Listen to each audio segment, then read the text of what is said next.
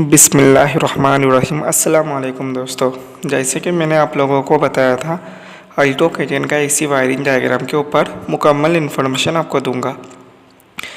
पहले वीडियो में मैंने आपको बताया था इसका जो ब्लोअर सिस्टम है, ब्लोअर सिस्टम कैसे ऑन होता है, इसका जो ब्लोअर स्विच कैसे ऑन होता है, इसका एसी स्विच कैसे काम करता है, इसका एक एक वायरिंग कहाँ जाता है, पार्किंग स्विच ऑन करने पर बल्ब कैसे ऑन होता है, इसके ऊपर मैंने मुकम्मल इन्फॉर्मेशन का वीडियो बना लिया। अगर आपने वो वीडियो नहीं देखा तो पहले वो वीडियो देख लो, उसके बाद ये वाला वीडियो अब देख लेना। आज मैं इस वीडियो में बात करूँगा ECM के साथ इसका AC कैसे ऑन होता है।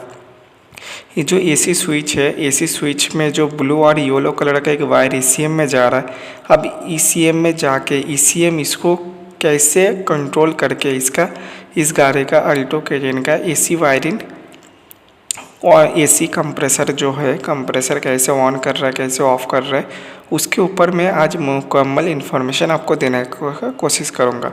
पूरा वीडियो देखना, इंशाल्लाह आपको समझ में आ जाएगा।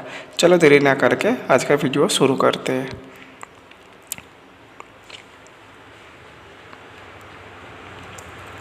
अल्टो के10 AC वायरिंग डायग्राम के ऊपर आज बात करेंगे।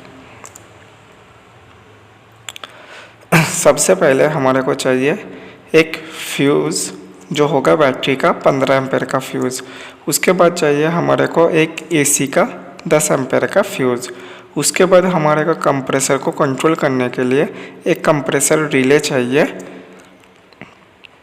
जो कंप्रेसर ऑन ऑफ करेगा, मतलब रिले के थ्रू कंप्रेसर को ऑन ऑफ करेगा।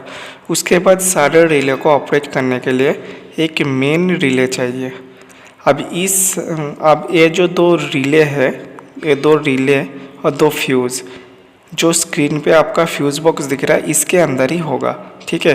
अगर आपको इस फ्यूज़ बॉक्स का डायग्राम चाहिए, मतलब फ्यूज़ कौन सा फ्यूज़ कहाँ का है और कौन सा रिले किस चीज़ का है, अगर आपको जानना है तो कमेंट सेक्शन में कमेंट कर देना। मैं इंशाल्लाह इसके ऊपर एक मुकम्मल वीडियो बनाऊँगा। चलो उसके बाद हमारे को चाहिए, हम देख लेते हैं हमारा का AC स्विच। ये होगा हमारा AC स्विच। मैंने जो पहले आपको दिखाया था, जो AC स्विच से जो वायरिंग जा रहा है वो वायरिंग कैसे काम करता है उसके बारे में भी बताएंगे। उसके बाद हमारे को चाहिए कंप्रेसर, जो कंप्रेसर हमारा को AC ऑन करने पर ये जो क्लच है, क्लच को एंगेज करेगा। उसके बाद जो कंप्रेसर को ऑन करने के लिए एक चाहिए ECM।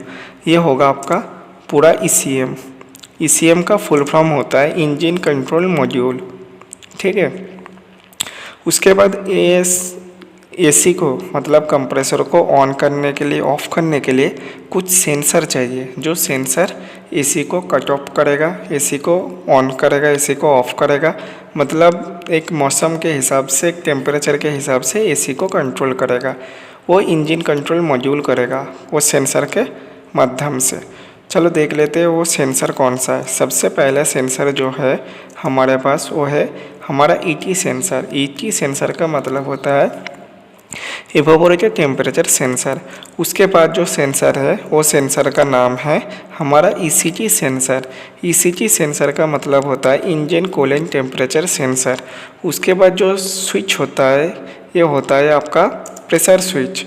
ये क्या करता है, गाड़ी के अंदर गैस है या नहीं है उसको मेज़र करके आपका AC को ऑन ऑफ करता है, ठीक है। ये 3 सेंसर हो गया। ये 3 मतलब अल्टो के10 AC वायरिंग डायग्राम के तीनों सेंसर ही है, ठीक है। अब इसका जो वायरिंग है, वायरिंग आपको दिखाता हूँ। सबसे पहले ये जो वायरिंग होने के लिए सबसे पहले हम दोनों जो रिले का कनेक्शन है, मतलब गाड़ी जब स्टार्ट हो गया, आप AC स्विच अभी ऑन नहीं किए, AC स्विच ऑन करने से पहले इस रिले के अंदर करंट आ जाएगा। अब इस करंट कहाँ से आ रहा है, कहाँ जा रहा है, उसके ऊपर पहले बात करेंगे। सबसे पहले बैटरी से एक 15 एम्पेयर का वायर मेन रिले में 30 और 85 नंबर पे ब्लैक और येलो कलर का 2 वायर आएगा, ठीक है। तो इसमें पॉजिटिव और इसमें पॉजिटिव आ गया। उसके बाद क्या होगा, इंजन कंट्रोल मॉड्यूल क्या करेगा, मेन रिले ग्राउंड, इस रिले को एक ग्राउंड भेजेगा। मेन रिले पर एक ग्राउंड आ गया। इस वायरिंग का कलर होगा ब्राउन और वाइट कलर का वायर इसमें जाएगा। तब इस जो 4 पिन रिले है, 4 पिन रिले के अंदर इसमें पॉजिटिव और इसमें नेगेटिव आ गया। अब जब इसमें नेगेटिव आ गया, इस मेन रिले ऑन हो जाएगा। मेन रिले ऑन होने के बाद क्या होगा, यहाँ से जो 15 एम्पेयर का करंट सीधा जाएगा आपका रेड, ब्लैक और रेड कलर का एक वायर से जाएगा आपका कंप्रेसर रिले में 85 नंबर पे, ठीक है। उसके बाद यहाँ से जो एसी का 10 एम्पेयर का फ्यूज़ होगा, इसमें से एक ब्लू और येलो कलर का वायर सीधा जाएगा आपका 30 नंबर पे 10 एम्पेयर का वायर, ठीक है। अब इस कंप्रेसर को चाहिए एक ग्राउंड। जब ग्राउंड इसको मिल जाएगा तब आपका कंप्रेसर ऑन हो जाएगा, मगर ये ग्राउंड देगा आपका इंजन कंट्रोल मॉड्यूल। अब इस इंजन कंट्रोल मॉड्यूल इसको ग्राउंड देने से पहले ये चारों चीज़ सबसे पहले 3 सेंसर चेक करेगा, उसके बाद कस्टमर को कमांड चेक करके एक ग्राउंड भेजेगा। अब इस ग्राउंड भेजने के लिए क्या क्या होगा उसके ऊपर बात कर लेते हैं। उसके बाद जो होता है हमारा एसी स्विच।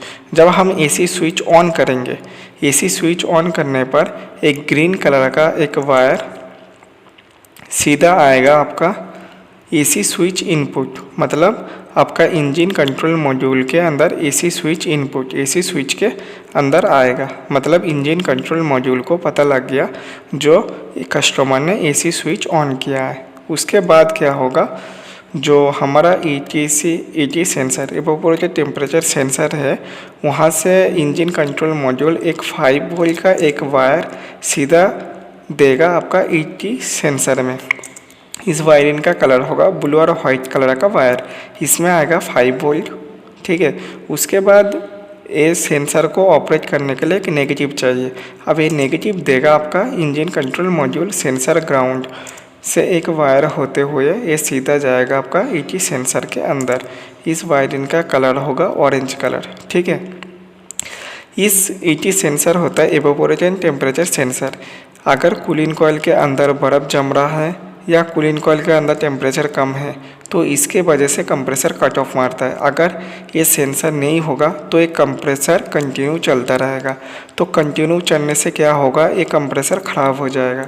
तो मतलब एक टेम्परेचर के हिसाब से ये कट ऑफ मारता रहेगा। अगर कंप्रेसर कंटिन्यू चलता रहेगा तो कूलिंग कॉइल के अंदर बर्फ़ जम जाएगा। बर्फ़ जमने से क्या होगा, आपका कूलिंग नहीं आएगा, तो उसके वजह से सेंसर यूज़ किया जाता है, ठीक है।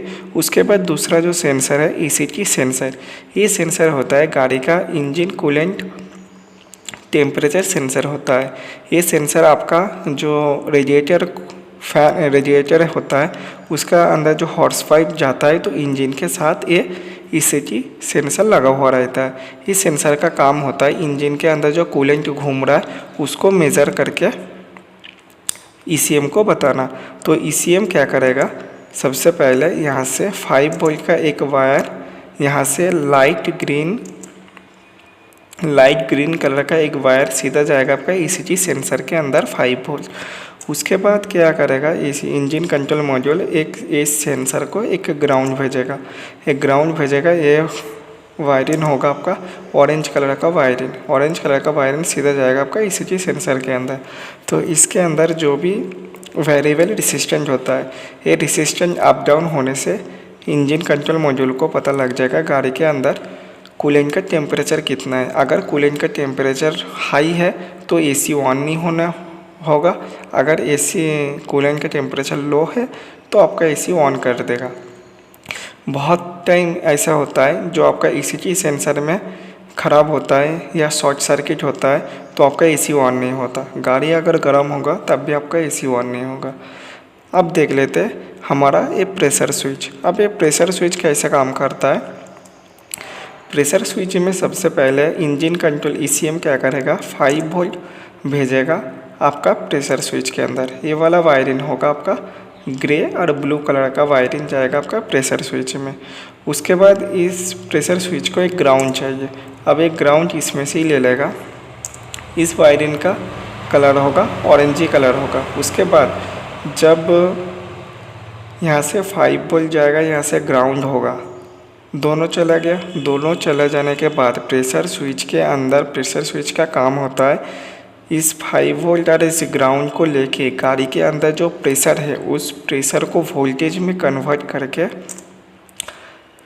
ब्लू और रेड कलर का वायरिंग से होते हुए ये ECM को दोबारा वापस आएगा, मतलब प्रेशर स्विच से होते हुए ये वापस आएगा। ये होगा आपका सेंसर सिग्नल। मतलब होता है यहाँ से 5 वोल्ट जाएगा, यहाँ से ग्राउंड जाएगा।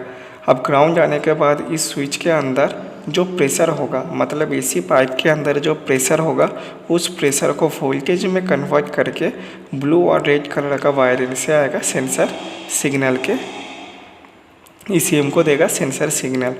अगर ये प्रेशर हाई हुआ तो AC कट ऑफ मारेगा, अगर सबसे प्रेशर लो हुआ तब भी AC ऑन नहीं करने देगा, अगर मीडियम हुआ तब भी AC ऑन होगा।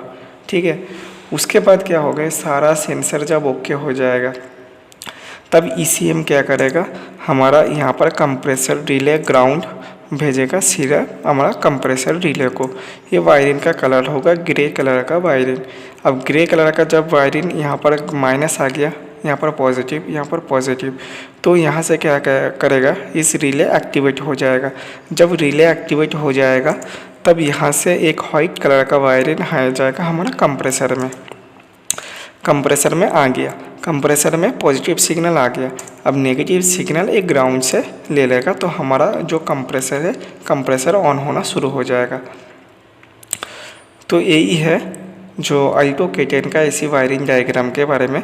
अब एक कंप्रेसर ऑन होने के बाद इसका फ़ैन कैसे ऑन होता है, इसके ऊपर भी मैं मुकम्मल इन्फॉर्मेशन आपको दूंगा। चैनल को अगर सब्सक्राइब नहीं करके रखे तो चैनल को सब्सक्राइब करके रख दो, बेल नोटिफिकेशन ऑन कर दो। अस्सलाम वालेकुम, आज के लिए इतना ही, फिर मिलते हैं दूसरा कोई नया वीडियो में।